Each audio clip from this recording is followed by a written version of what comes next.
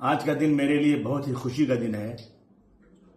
Mumbai serial train blast में जिनको गिरफ्तार किया गया था, मैं पहले दिन से कह रहा था कि ये गलत लोगों को गिरफ्तार किया गया है। बहुत दिनों तक इसमें कोई गिरफ्तारी नहीं हुई। एटीएस के चीफ और डीजी दोनों ने मिलकर एक दिन कहा कि हमें पूरा सुराग मिल गया है और इसमें बेगुनाहों को 19 साल तक रखा गया। उसमें 5-6 लोगों को फांसी की सजा सुनाई गई।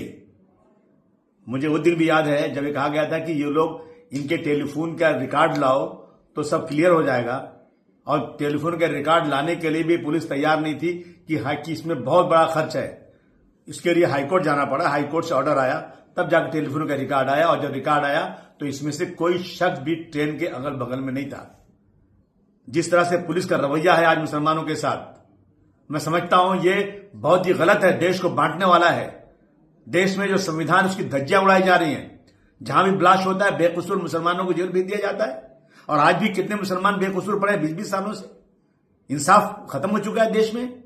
मैं कहना चाहता हूं कि सरकार को तुरंत इसकी एक एसआईटी उठाना चाहिए, और ये लोग छूट गए हैं तो असल कौन है फिर? कोई ना कोई तो है जिसने ब्लास्ट किया है। ये बेकसूरों को डाल करके आपने पर्दा डाल दिया कि वह पकड़े गए, और इतने दिनों के बाद जब सच्चाई सामने आई, हम देर जरूर होती है लेकिन भारतवर्ष में कभी इंसाफ मिलता है, लेकिन 19 साल के बाद अगर इंसाफ है देश में, डॉक्टर भीमराव अंबेडकर का कानून देश में चलता है, तो तुरंत उन अफसरों के खिलाफ कार्रवाई होना चाहिए। और उनको जो है, अगर वो रिटायर हो चुके हैं तो उनकी पेंशन बंद होना चाहिए, उन पर मुकदमा चलना चाहिए, और 19 साल का हर्जाना इनको मिलना चाहिए, इनको घर मिलना चाहिए, इनको नौकरी मिलना चाहिए, और सरकार को जो एजेंसियां हैं वो माफी मांगे। बहुत सारे फिरका परस्त कह रहे हैं हमको ये फैसला मंजूर नहीं है। शर्म नहीं आती आपको? ये हाई कोर्ट का फैसला आया हुआ है। जब इनको फांसी की सजा हुई तो बहुत खुश हो रहे थे आप। जब सच्चाई सामने आ गई तो आपका दिल जो है सुनने को तैयार नहीं है।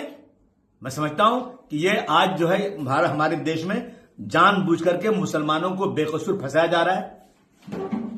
बहुत ही गलत रवैया है। इस पर हमें सर जोड़कर बैठना चाहिए कि हमारे बच्चे बगैर किसी कसूर के जो सच्चाई के लिए आगे लड़ना चाहते हैं, देश की आजादी के लिए जिस कौम ने इतना बड़ा काम किया है, उस कौम के बच्चों को आज जबरदस्ती आतंकवाद बंद किया जा रहा है। मुझे बहुत ही अफसोस है आज कि मैं कुछ नेताओं का आपसे स्टेटमेंट सुन रहा हूं। ये कह रहे हैं बहुत दुर्भाग्य छूटना है इनका, यानी बेकसूरों को फांसी मिल जाए तो आपको खुशी हो जाएगी। अगर असलियत है, कुछ कानून है, तो तुरंत इसकी इंक्वायरी होना चाहिए।